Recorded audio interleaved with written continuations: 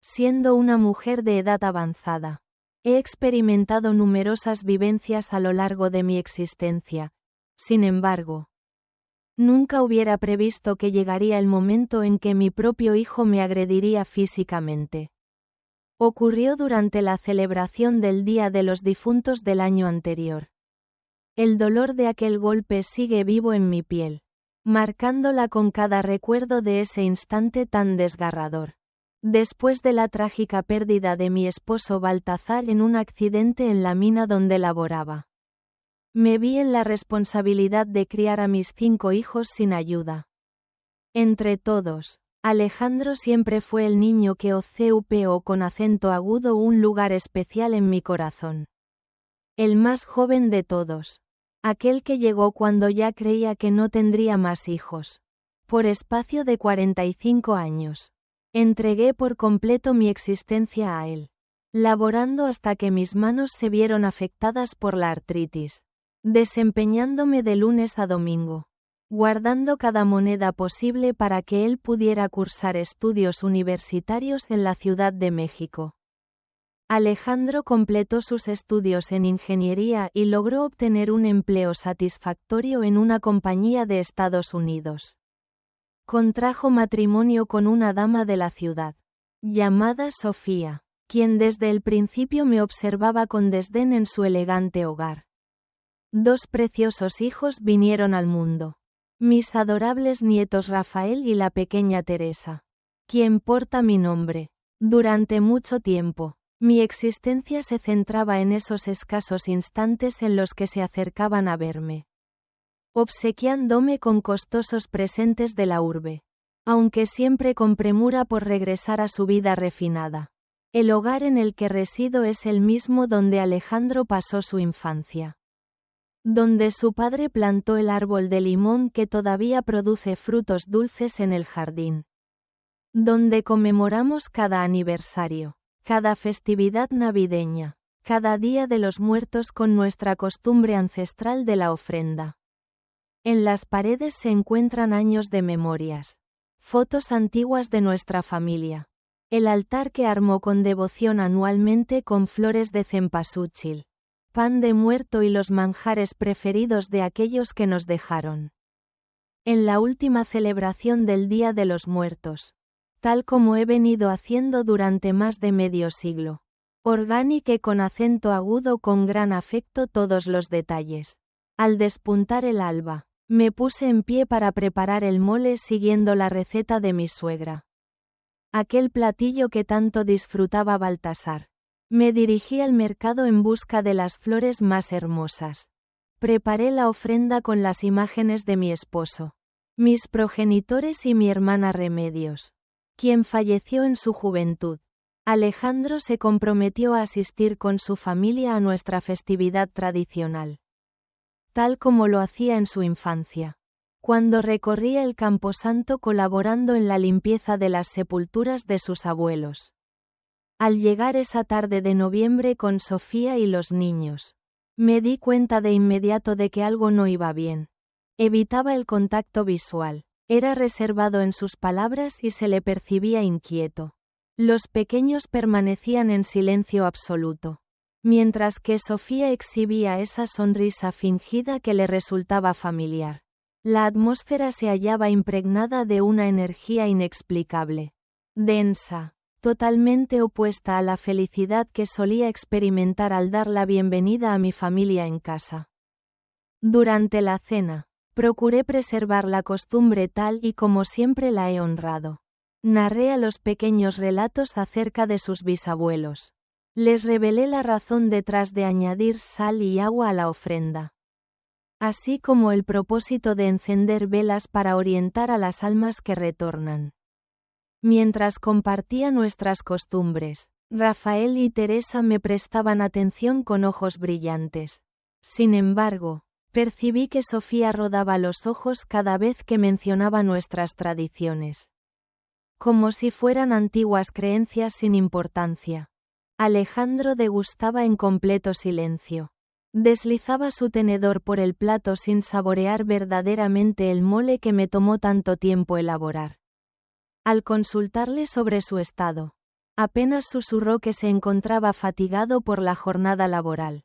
Sofía expresó su preocupación por una reciente oportunidad que se le había presentado. Una promoción que tenía el potencial de transformar su situación de manera positiva. Fue durante la noche cuando presencié por vez primera la sonrisa de mi hijo. Una expresión desconocida para mí, alejada del niño amable que he educado. Tras la cena, mientras los pequeños se entretenían en el jardín rodeados de las coloridas flores de cempasúchil que mi esposo sembró hace muchos años, fui requerida por Alejandro para una charla en la sala. Sofía permaneció a su lado y enseguida me di cuenta de que lo que él iba a decirme ya lo habían acordado entre ellos dos. Al observar la mirada grave en su rostro, mi corazón se aceleró, recordando la expresión que solía tener de niño cuando rompía algo y no se animaba a confesarlo. Comenzó mencionando la promoción, una oportunidad asombrosa para laborar en los Estados Unidos, percibiendo 3 veces más de lo que gana actualmente en México. Expresó que se trataba de la ocasión más importante de su existencia.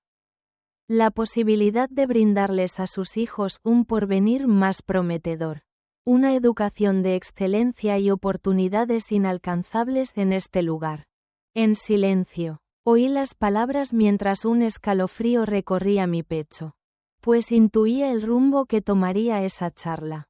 Así que mencionó que resultaría costoso trasladarse con la familia entera a un país diferente, indicando que sus ahorros no serían suficientes. Alejandro residía en la ciudad junto a su familia, pero estaban alquilando. Por eso, propuso la idea de vender mi vivienda, ya que creía firmemente que en el futuro sería heredada por él y sus hermanos. De esta manera, deseaba anticipar su parte para financiar el cambio de residencia. Al principio, me encontré inmovilizada, sin tener idea de cómo contestar. Teníamos la intención de poner en venta nuestra querida casa, el lugar que vio nacer a mi esposo, donde lamentablemente su padre falleció mientras yo lo sostenía, y donde atesoramos 50 años de memorias familiares. Le comentó sobre la posibilidad de trasladarme a una residencia de alta calidad que había estudiado detenidamente, o a un apartamento compacto que él me ofrecería en alquiler, argumentando que no tenía sentido conservar una casa tan espaciosa para una sola persona y que los fondos de la venta serían beneficiosos para todos. Al observar a Sofía, percibí en su expresión una satisfacción apenas contenida, como si finalmente estuviera liberándose de una situación que la había incomodado durante mucho tiempo. Inhalé profundamente antes de expresarle mi firme decisión de no desprenderme jamás de la casa. Para mí, este lugar es mucho más que un simple inmueble, es mi santuario. El rincón donde percibo la presencia reconfortante de Baltasar cada noche. Aquí reposa mi ombligo, como solemos decir, y es el sitio donde deseo concluir mis días cuando llegue el momento final. La actitud de Alejandro experimentó un cambio radical. Presencié cómo mi hijo se convertía en una persona ajena a mí. Justo delante de mis ojos. La voz se intensificó, denotando impaciencia, como si se dirigiera a una joven obstinada que no comprende lo que le conviene. Comenzó a acusarme de egoísmo, insistiendo en que mi enfoque era exclusivamente personal, sin considerar el porvenir de él ni de mis nietos. Me tachó de conservadora anclada a costumbres obsoletas, incapaz de adaptarme a las transformaciones.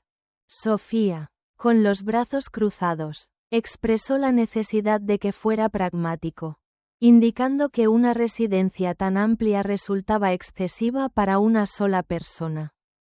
Asimismo, resaltó la importancia de valorar la propuesta de cuidado en un entorno más acorde a mi etapa de vida. Expresó que mis fascinaciones con el Día de Muertos generaban temor en los pequeños, indicando que era preciso que crecieran en un entorno contemporáneo. sin excesivas ilusiones acerca de difuntos que retornan para visitar a los vivos. Experimenté una ira creciente en mi interior como jamás había sentido antes. Me puse de pie apoyándome en mi bastón, el mismo que me ha acompañado desde que sufrí la fractura de cadera hace un par de años, y encontré la mirada de mi hijo. Le comuniqué que el corazón le había sido envenenado por esa mujer, que había perdido la memoria de sus orígenes, de quién lo había criado, de los sacrificios que realicé para que alcanzara su posición actual. Le dejé claro que la casa no estaba ni estaría en venta, y que si deseaba marcharse a Estados Unidos, podía hacerlo, pero sin contar con mi ayuda para allanarle el camino vendiendo mi integridad. Alejandro estalló. Sus palabras resonaron en la habitación, acusándome de ser manipuladora, de recurrir al chantaje emocional para dirigir su existencia, de alejarme por esa razón, de ser una mujer llena de rencor, incapaz de aceptar que los hijos crecen y siguen su propio camino. Mencionó que Baltasar falleció hace más de 3 décadas y yo seguía hablando de él como si regresara en cualquier momento, señalando que eso no era una conducta común, sugiriendo que buscar apoyo psicológico sería beneficioso. Al escuchar la manera en que habló de su padre, una sensación de furia me invadió al percibir la falta de respeto hacia la memoria de su progenitor. Le comuniqué que Baltasar parecía habitar con más intensidad en ese hogar que el propio dueño, que un difunto había ejercido una paternidad más efectiva con los niños que él en vida, que se había transformado en un extraño, alguien a quien no identificaba como el hijo al que cuidé con tanto cariño y entrega. En ese preciso instante fue cuando sucedió. Alejandro se abalanzó hacia mí, con el semblante encendido por la ira, y sin dar tiempo a mi respuesta, su mano extendida impactó con contundencia contra mi rostro. El sonido del impacto se propagó a lo largo de la estancia, sumiendo brevemente al ambiente en un completo mutismo. El sabor metálico de la sangre inundó mi boca tras morderme la lengua debido al golpe. Con mi cara en llamas y un sufrimiento en el pecho que superaba cualquier otro dolor imaginable, Alejandro permaneció estático, observando su propia mano como si no le perteneciera. Sofía cubrió su boca con ambas manos, manteniendo los ojos ampliamente abiertos. Los pequeños se presentaron en la entrada de la habitación, llenos de temor a causa de los alaridos. Al palpar mi mejilla dolorida, dirigí una mirada gélida a mi hijo, descubriendo en mí una frialdad que desconocía por completo. 45 años de amor, sacrificio y dedicación total se habían desvanecido con un solo acto de brutalidad. En ese instante, me di cuenta de que el niño cariñoso que había educado, aquel que me consolaba en medio de las pesadillas, el que recolectaba flores silvestres los domingos, había desaparecido hace tiempo, sustituido por este individuo despiadado al que ya no podía llamar mi hijo. Con serenidad en mi tono, sin perder la compostura, le indiqué que abandonara mi hogar de inmediato, expresándole mi deseo de no volver a cruzar caminos con él jamás, ya que para mí había perdido todo valor en el instante en que agredió a su propia madre. Sofía trató de dar explicaciones, argumentando que fue solo un instante de tensión, que no tuvo intención, pero la silencié con una mirada que la hizo retroceder 2 pasos. Alejandro se aproximó titubeante, murmurando excusas y expresando su pesar, alegando desconocimiento de lo sucedido. Sin embargo, al observar su mirada, percibí que su arrepentimiento no se debía al daño infligido, sino a la consciencia de haber aniquilado toda oportunidad de alcanzar sus deseos. Indiqué la salida y reiteré mi deseo de que se marcharan de mi hogar antes de contactar con las autoridades. Los pequeños derramaban lágrimas sin comprender la situación que se desarrollaba ante sus ojos.